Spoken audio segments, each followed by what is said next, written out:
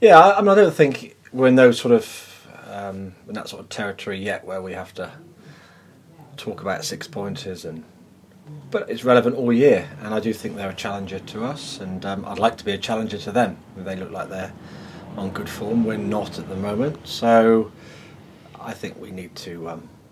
I think we need to be on our game on Saturday. I think there's no other way, really, because we've just lost 2 games.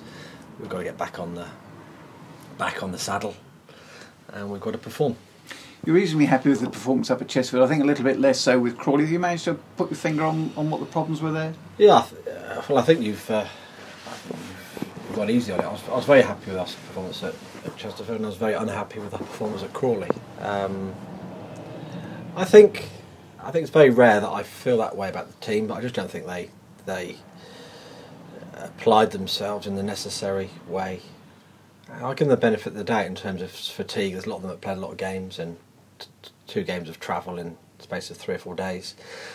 But you know, the body is often led by the mind. So I'm looking for a response of their mindset for Saturday, regardless of the score against Crawley. It wasn't good enough. Even if we'd hung on and drawn or got a win, or come back and got a draw, it wasn't good enough. And I'm entitled to say that.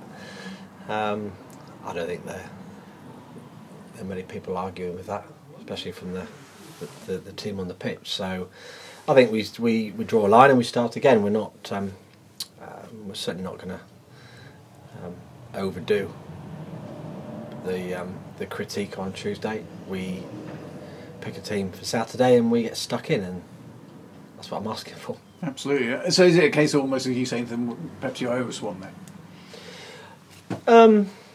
I think they're professional people. They need to understand that every game is important for them, but for the people that pay their wages, and it's important for me as the manager, and we've all those that weren't selected. You know, those that weren't selected and might be selected in a few months' time or next week.